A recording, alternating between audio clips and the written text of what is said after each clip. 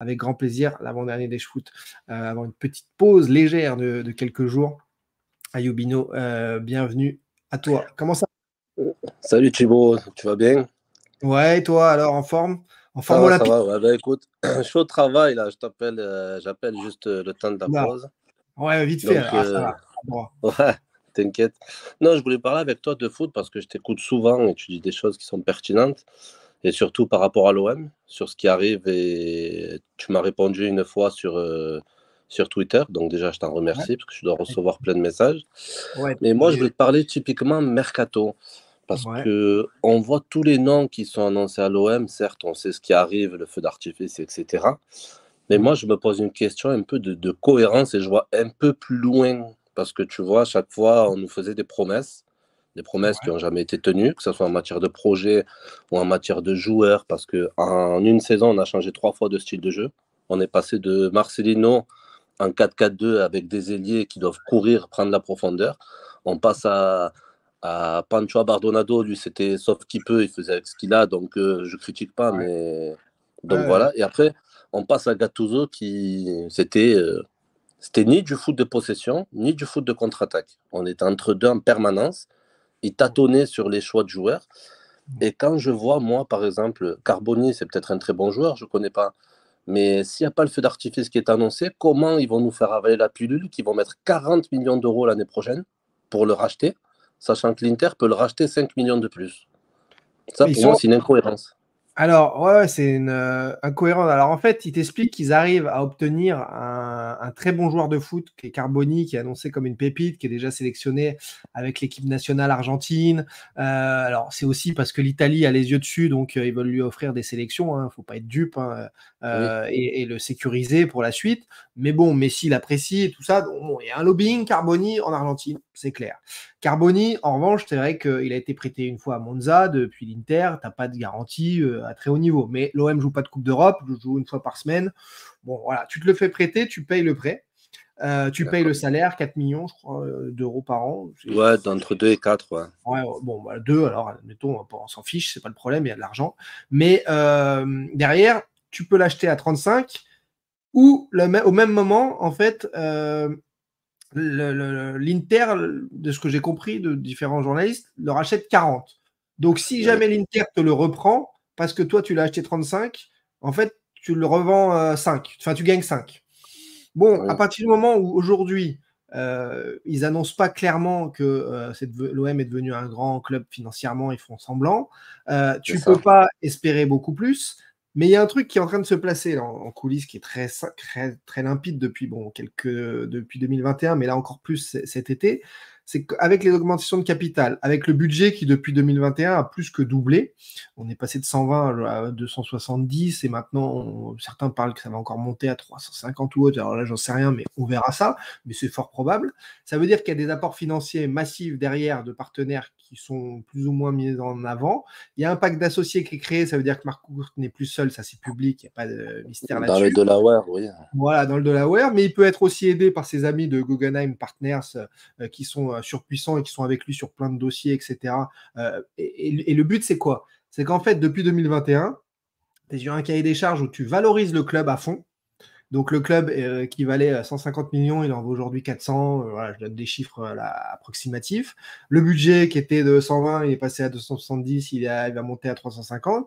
Et tu fais de l'OM une vraie place forte financière où quand ils vont annoncer le feu d'artifice, Ça arrive. ça va valoir tel prix et tout le monde dira, regardez, McCourt a fait passer l'OM de 50 millions d'euros quand il l'a acheté à temps. Bravo à lui, chapeau, grosse Oui, performance, merci, au etc. revoir. Oui, oui. Voilà, sauf que c'est fait bon avec des prêts extérieurs, que on a tout compris voilà, ce qui se passait en coulisses, il y a plein de choses maintenant publiques. Et donc voilà, en fait, le but, c'est de sortie pour tout le monde par la grande porte, que les nouveaux soient bien accueillis, ça c'est important en France, et que les sortants soient bien sortis. Voilà, Oui, donc on est complètement là-dessus, donc faire taire aussi ce qui se dit, etc., faut pas que tout ce qui se passe en coulisses se dise. Et en après, attendant, oui, les supporters un peu pris pour des idiots, c'est faut ça. normaliser le fait qu'il y a 3 ans, tu avais en effet Nagatomo, Sakai et des joueurs en prêt pour jouer à la Ligue des Champions, et qu'aujourd'hui, tu vas. Voilà. Tu n'as pas cité les plus mauvais. Hein. Exactement, c'était des internationaux en plus. Ouais, mais bon, c'est du prêt, c'était aléatoire. Et oui, aujourd'hui, oui. voilà. Et aujourd'hui, tu vas chercher que des joueurs en demandant 15 millions à Liverpool là, pour l'international japonais. Oui, pour Endo, oui, ça j'ai vu. Voilà. Est-ce que c'est vrai après ça? Voilà, mais bon, après, ça veut dire qu'en tout cas, quelqu'un fait fuiter ce genre de choses dans un intérêt. Oui. Mais jamais l'OM s'adressait à Tottenham, à Liverpool, à l'Inter le même été. Non, mais jamais de la vie, surtout avec les niveaux de salaire qui sont en première ligue. Voilà. Déjà, on nous fermait la porte, on ne parlait même pas avec nous. Et en plus, déjà, pour Tottenham, en général, en plus, si on visait des joueurs de Tottenham, on visait plutôt des joueurs du banc, du fond du banc, et pas quelqu'un qui était titulaire il y a un an, et qui, malgré qu'il a eu moins de temps de jeu, et on l'a vu à l'Euro, il n'a pas perdu ses qualités. Mais moi, en fait, je parlais vraiment pur amateur de foot, c'est-à-dire Carboni, on peut en profiter un an, et en fait, je parle en tant qu'amoureux de l'OM, mais amoureux du ballon, on peut le perdre, et après, rebelote, on va se remettre encore à chercher quelqu'un. Ah oui. C'est l'histoire sans fin, en fait. C'est ça qui me dérange, moi. Ouais, mais le but, encore une fois, en attendant ce qu'on sait, voilà, c'est la valorisation. C'est la belle vitrine. Donc, le but, c'est le marketing. Ouais, mais bon, tu as une meilleure équipe aussi quand même, et même si c'est éphémère, mais le but, c'est regarder les actifs qu'il y a dans le club. Et ça valorise un club. Et donc, Carboni, si en plus il est bon, à voir maintenant, mais a priori, il y a des qualités, tu l'additionnes avec 3-4 autres très bons joueurs, avec un Greenwood et tout, donc la valorisation, parce que les joueurs sont aussi des actifs qui valorisent une entreprise, donc tu valorises ça. Et même si tu le pars dans un an, tout le monde estime que de toute façon, on va arriver à la fin de cette pièce de théâtre, on espère avant un an, etc. Bien sûr. C'est grotesque, oui, parce que ça devient grotesque en fait. Et surtout, ce qui est dommage en plus, c'est que ça empêche l'OM de voler de ses propres ailes plus vite, quoi, et la Ligue 1 de se redresser plus vite et plein de choses. Donc c'est ça qui est triste quand on est amateur voilà, de l'OM, du foot, etc. Mais pour moi, c'est de la valorisation. Donc tu prends des actifs qui valorisent, qui sont beaucoup plus intéressants que les mecs qu'avant que l'OM allait chercher à Guingamp, à au Mans ou à Toulouse ou autre. Et là, tu prends des mecs, des internationaux, des mecs de valeur, des adultes. C'est vraiment une transition totale. Et pour moi, ça va complètement là-dedans. Et comme tu dis, si jamais, encore une fois, il fallait continuer à valoriser en attendant et que tu perdais Carboni, mais ce serait pour mettre encore un mec au-dessus, ou un mec aussi cher, ou un mec plus fort. Donc en fait, parce ils font passer la pilule comme ça. C'est en termes de communication, parce que tu vois, comme tu dis, ce jeu de théâtre grotesque font que comment tu vas expliquer aux supporters l'année prochaine que peut-être Carboni tu le perds et que tu prends quelqu'un au-dessus à 40 millions d'euros, tu vas dire quoi aux supporters? Oui, on l'a prêté, oui. Aujourd'hui, tu arrives, tu vois toi, tu vois le truc, mais regarde aujourd'hui, tu arrives à faire un mercato où il y a eu je ne sais combien de rumeurs de joueurs de grands clubs, où un Greenwood, ça chipote pour nous dire ah non, mais c'est pas tout à fait le joueur le plus cher de l'histoire, non, mais en fait, et qu'en fait, tu te fais prêter un joueur. Voilà, que tu te fais prêter un joueur comme Carboni qui, en effet, en cas d'achat, sera lui aussi le joueur le plus cher de l'histoire. Donc, dans un même été, tu arrives à additionner 2, 3, 4 joueurs qui vont être les plus chers de l'histoire du club et sans Coupe d'Europe, sans droit télé. C'est du génie. Mais tu as vu comme ils normalisent le truc. Toi, tu te dis, oui, c'est ça. Mais et comme tu aimes si bien le dire souvent, hors commission d'agent. Oui, voilà, parce qu'on sait que là, ça travaille bien là-dessus. C'est pour ça, parce que moi j'ai regardé toutes tes vidéos sur Avant, etc. Vraiment, j'ai beaucoup regardé. Merci. Donc au début, je me suis beaucoup intéressé. Après, comme tu as dit si bien, des fois on se perd, excuse-moi du terme, hein, c'est chiant, c'est gavant, et ça fait mal à la tête. Un jour c'est blanc, un jour c'est noir. Mais non, après ta phrase aussi, comme des comptables de Wish qui viennent, qui te donnent des chiffres, et encore ils veulent te perdre encore plus dans ça. Ce qui fait qu'à la fin, tu éprouves un dégoût, mais sans être dégoûté en fait, parce que tu as juste envie de dire, mais putain, dans un sens ou dans l'autre, qu'on en finisse, quoi. Qu'on arrête de nous faire tourner en bourrique, parce que... Moi, 10 fois, je demande à mes sources, je dis, mais dis-moi qu'il n'y a plus rien, que ça va être... Je crois que même toi, inconsciemment, tu as envie de dire, dis-moi que c'est pas vrai, que j'en finisse. Exactement. Mais en fait, il y a tellement de gens qui encore... on est quel jour? Encore mardi dernier. un mec ultra au courant de ce qui se passe qui me dit mais non, non, non, non, là on est sur la fin on est sur la valorisation l'avant-sortie, t'es dans le bon. Ah, Je lui voilà. dis mais non, mais je lui dis mais dis-moi le contraire. Je lui dis j'en ai ras le bol. Voilà. Mais non, il me C'est dit mais parce non, que c'est ce qui est en place et en effet tout le montre. Mais je même quand sais que t'es tu monté là, maîtrises pas. même quand t'es Je sais monté que tu là, maîtrises pas. Ouais. je Je me sais dis que tu mais il maîtrises. va me reparler de ça. Oui, c'est parce que c'est gavant pour tout le monde et que je sais que tu maîtrises pas la temporalité, Thibaut. Mais est-ce qu'il y aurait une date, je dis pas d'officialisation, hein, attention, mais une date où tu te dis, oh putain, il faut que j'aille revoir mes sources et je vais retravailler parce que fin septembre, début octobre, début novembre, tu te dis, si on est sur la fin, que ça bouge pas, est-ce que je vais aller revoir un truc pour. Là, si je peux te donner un planning avant mes vacances, disons que des sources, sans, elles sont tellement nombreuses que sans aller chercher celles que je connais le moins, on se parle très régulièrement. Donc là, en juillet, j'en ai encore parlé à une dizaine. Je suis tout le temps en relation avec, c'est quasiment un travail quotidien de clin d'œil, un petit message, même si c'est pas des trucs précis, t'en es où, etc.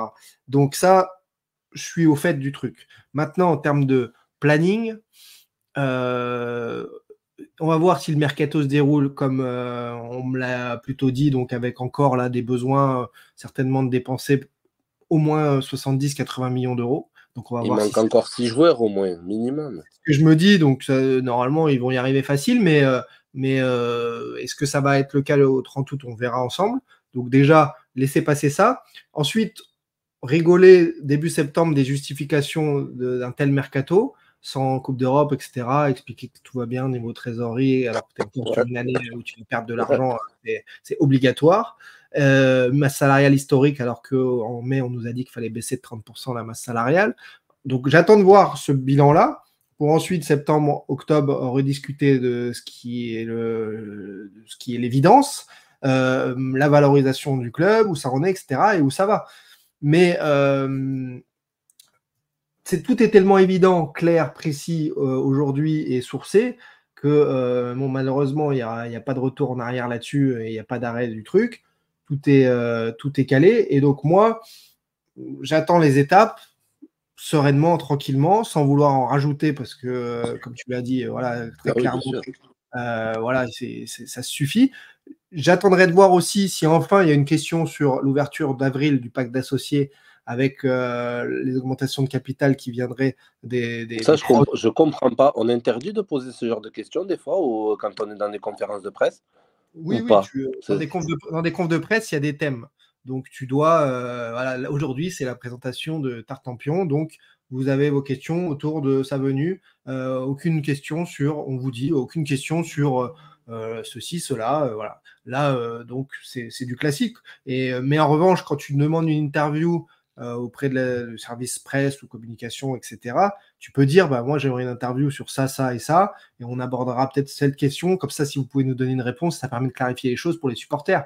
Et généralement, les clubs ou autres acceptent en disant, oui, c'est vrai que cette question traîne, vous aurez votre réponse là-dessus. Mais quand ça dérange comme ça, et que surtout que les réponses sont lunaires, bon, bah, on nous dit non, ça, il n'a pas envie d'en parler, c'est ridicule. Et on balaye voilà, limite. Après, il y a le mot magique en ce moment aussi, c'est Ouais. du complot, tu vois. Et Moi, donc, j'espère juste que nous, supporters, il y en a qui n'ont pas avalé que Greenwood préfère l'OM à l'Atlético et compagnie quand même. Parce que franchement, c'est le chèque qui a été posé. C'est le chèque qui a été posé qui a fait qu'ils a été accepté. Parce que de nous vendre une storytelling, comme tu dis, ah, il a refusé si Diego Simeone vient lui parler, dans l'heure qui suit, il prend l'avion. Il faut être honnête, il faut être franc. voilà, on a des. Tu joues la Champions League, tu joues le titre en Espagne ou tu préfères jouer avec l'OM, le Ouais, podium et avec oui, mais il y a des Longoria super qui fait ça les supporters. chiffres. Parce qu'il y a des super supporters. Non, mais Qui franchement, d'ailleurs sur les réseaux sociaux, on va dire une petite frange qui le déteste et qui voulait absolument pas qu'il vienne. Donc et le mec mais pourtant vient. ces gens-là, c'est les premiers que s'ils mettent doublé contre Paris, ils vont se marquer Greenwood sur le torse, ils vont se lever, ils vont lui dire pardon, excuse-moi. Non, mais franchement, soyez content déjà qu'on te ramène des joueurs comme ça. Déjà, faut savoir d'où on vient. On était avec des Gignac, avec des Jiménez, je parle des temps plus anciens. On Ouais, avait ouais. des attaquants en bois. en bois. Et encore en 2020 avec Valère Germain. Ouais, et voilà, et tu vois des frappes des fois de Luis Enrique, tu t'inquiètes quand même. Tu te dis, putain, il faut savoir quand même, on passe un cap niveau saut de qualité de joueur. Un mec comme Højbjerg, pour moi, il a 2 Verretou dans chaque jambe. Ça n'a rien à voir. C'est un calibre dessus. À Manu Junior qui me demande justement pourquoi tu n'as jamais tenté une demande d'interview avec un membre de la direction. Si tu as eu une demande de mise en demeure, je ne pense pas qu'ils vont t'accepter une demande d'interview. C'est pas possible, ouais. C'est pas possible, Manu. Ouais. Mes questions sont prêtes, hein, si tu veux. Mais non, mais en effet, pour te répondre, voilà, clairement, on va pas saouler tout le monde, mais sur les questions possibles, etc. Oui, c'est cadré. Et ce qui est en revanche très étonnant, parce que à la limite parler des documents confidentiels que j'ai eus, des rendez-vous, il n'y a pas de souci, oui. En effet, ça peut gêner, déranger, et à leur place, je peux faire pareil. Il y a le secret des affaires, c'est hyper. Il y a la confidentialité, bien sûr. Il y a des confidentialités. Je suis au courant, je suis chef d'entreprise aussi, je suis au courant, je ne suis pas à leur niveau, mais voilà. On respecte, et moi je respecte tous ceux qui bossent, etc. Et c'est pour ça que j'ai jamais trop voulu déranger et trop déranger. Mais en revanche, quand tu as un truc qui est public au Bodac, PV du club pour dire on change de statut d'associé unique à statut de pacte d'associés, si le PSG au niveau du Qatar, te dit, bon, le Qatar n'est plus seul propriétaire du club, on ouvre à des associés, ben en fait, ça fait des articles partout. C'est logique. Et surtout, on leur aurait posé la question en conférence de presse, j'en suis sûr et certain. Direct. Et on aurait fait des gros titres. Le Qatar s'ouvre à une vente, s'ouvre à de nouveaux acquéreurs. Ils vont clarifier la situation en attendant. Oui, non, c'est juste minoritaire. Et puis après, tu sais. Mais là. Et RMC en aurait parlé aussi. Hein. Et là, c'est public, les documents quand même publics. C'est pas un voleur, c'est pas Assassin's Creed, le mec qui a cherché les trucs. Hein. Et non, ce truc n'existe pas. Donc, en effet, on verra en septembre, à la fin du mercato et tout, s'il y a une question-réponse là-dessus, parce que c'est hyper important. En effet, juste, bon, après, on attend de voir la réponse, mais d'expliquer qu'il y a très certainement cette triple augmentation de capital, d'éléments extérieurs amis de Franck McCourt pour valoriser encore plus le club, l'aider à assurer des recettes supérieures et afin de continuer de faire autant de dépenses et que le club limite la casse. C'est pas avec la vente de Sarr qu'on finance un tel mercato et ce qui reste quand même. Hein. Ouais, merci Thibaut de m'avoir reçu. Et tu as la réponse souvent, je te précise aussi, tu as la réponse souvent quand tu dis ça, oui, mais on a une super billetterie. Mais tu as toujours eu une super billetterie depuis des années. Ça ne veut pas dire que tu es dans le positif. Toujours une super billetterie, toujours. On a le meilleur public de France, pour moi, voire même d'Europe. Donc, ils ont toujours été là, n'importe quel. Et j'avais une réponse aussi dans un commentaire, et c'est on me l'a mis récemment là sur YouTube, on m'a écrit ah oui, arrête avec tes comptes, etc. McCourt est là, il comble les pertes et tout va bien. Ah, donc si le fonctionnement d'une société c'est à perte, donc si tu as le droit d'avoir un fonctionnement de société à perte tous les ans, en effet, tout va bien. J'aimerais bien voir ces comptes pour être à perte tout le temps. Pourquoi merci. Bref, je voulais juste te dire une dernière chose. Ouais, je voulais juste te dire une dernière chose, Thibaut. C'est comme quoi, dans le foot aussi, c'est hors sujet avec l'OM. Des projets de jeu, ça existe. Et quand tu fais quelque chose de tes jeunes, ça existe. Quand je vois le match de l'Espagne hier en Euro U19 contre la France, c'est pas par hasard qu'ils sont champions d'Europe. C'est qu'à un moment donné, ça travaille. Ça travaille. Tu vois des petits jeunes. J'ai zappé entre-temps, j'ai regardé. Je suis désolé.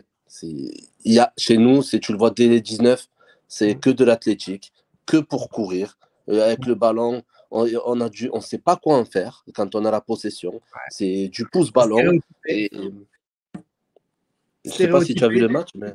Ouais, j'ai vu un bout, j'ai pas tout vu, j'ai vu un bout, et pour te répondre juste avant que tu retournes bosser, j'ai discuté très récemment avec un directeur technique régional, donc dans les arcanes de la Fédé, et il rigolait de ça justement aussi, parce qu'il m'a dit, il y a 25 ans, à France 98, les Espagnols sont venus copier notre formation, c'est-à-dire avoir des athlètes, mais qui sont dans un projet de jeu avec des idées claires, mises en place d'ailleurs par Jacquet, etc., et comment gagner.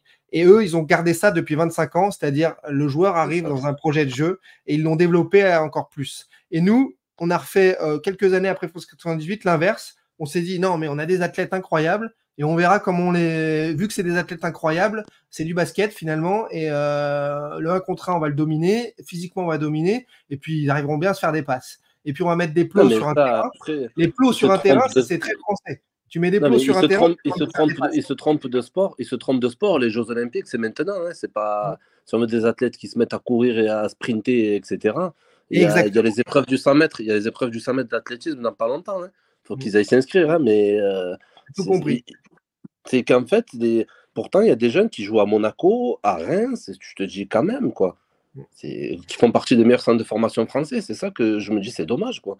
Ouais, Ils ont le même âge, mais tu as l'impression en séance niveau footballistique. C'est juste incroyable. ouais, Franchement. et en effet, individuellement, c'est des talents magnifiques. Donc, on nous les veut pour les inclure dans des Ouais. collectifs, à droite à gauche, mais collectivement, en effet. Il y a Pierre Aristioui, l'ancien entraîneur de Nantes, qui a témoigné il n'y a pas longtemps, et j'en parlais dans le Dash Foot, du fait qu'il a été recalé du diplôme d'entraîneur, lui qui a pourtant coaché Nantes en Ligue 1 à un moment donné. Bon, bref. Et il expliquait pourquoi. On lui a dit à l'oral, on lui a dit donc en entretien oral, est-ce que vos joueurs, vous considérez que vous les incluez dans votre équipe ou c'est l'équipe qui, en gros, prend le dessus sur vos joueurs? Et lui, il a dit, mais bien sûr qu'un joueur, c'est un tout avec l'équipe, c'est obligatoirement un joueur dans une équipe et pas le contraire, et au sein d'une équipe. Et ils l'ont recalé à cause de ça, parce que non, en France, on développe des joueurs, pas des équipes. Ouais, Et donc, voilà. C'est-à-dire, tu prends un exemple tout bête, hein, une dernière phrase, après j'y vais. On va me dire, ouais, c'est facile, c'est lui. Guardiola. T'enlèves un joueur de son équipe à Manchester City, ça continue à tourner, c'est fluide. ouais, c'est Donc, complètement. ça c'est vrai. Le Real Madrid, des fois, ils étaient avec des défenseurs comme Nacho. Nacho, s'il te plaît, personne n'en voudrait dans n'importe quel club. Et pourtant, il est là et ça change pas une structure. Quand tu as une structure, c'est que tu peux mettre n'importe qui, quoi. Voilà. La phrase exacte pour pas justement dénaturer et tu fonces, c'est il m'a été demandé si je me considérais comme un formateur de joueurs ou formateur d'équipe. J'ai répondu qu'on ne pouvait pas envisager le joueur qu'à travers le collectif et les interactions avec ses partenaires, logique. La FFF, à travers ses cadres, m'a fait savoir que cette réponse avait été rédhibitoire pour mon admission à la formation. Voilà, donc le mec, C'est inadmissible. C'est une honte. tous ceux qui ont pris cette décision, mais aller faire autre chose, aller faire un sport individuel, c'est Non, mais c'est ça. Rédhibitoire à l'admission à la formation. Mais c'est honteux. honteux, En c'est fait, rien compris. la définition d'un jeu d'équipe, en fait, c'est pas bon. C'est jamais vu. Je Ouais, sais pas. c'est incroyable, c'est incroyable. Bref, Je m'en- merci à Ben, toi, merci beaucoup. Thibaut de m'avoir reçu. Chroniqueur dans l'émission quand tu veux, avec grand plaisir. C'est C'était gentil. top. Merci à Merci, toi Thibaut. bon boulot et à bientôt. Merci, ciao. Ciao, super intervention d'Ayoub dans l'émission. Il y a Ararat qui est pas content, qui nous dit pourquoi Carboni n'intéresse que l'OM si c'est un cador. Parce que Ararat, le mercato d'été est très compliqué et que regarde, João Neves arrive au PSG cette semaine. On va en parler dans un instant. Il n'intéresse que le PSG. Pourtant, c'est João Neves. Lukaku, il n'a toujours pas trouvé de club. Pourtant, c'est Lukaku. Adrien Rabiot, il est libre sans club actuellement. Donc, c'est un cador ou c'est pas un cador? Il est nul, Rabiot.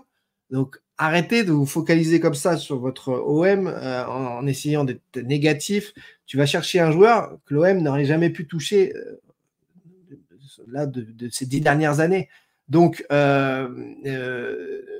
te focalise pas là-dessus parce que je ne dis pas que Carboni va être une pépite pendant 10 ans, etc. Je dis juste que c'est à des niveaux, en effet, actuellement de joueurs, oui, où l'OM n'est pas habituellement n'allait même pas regarder là.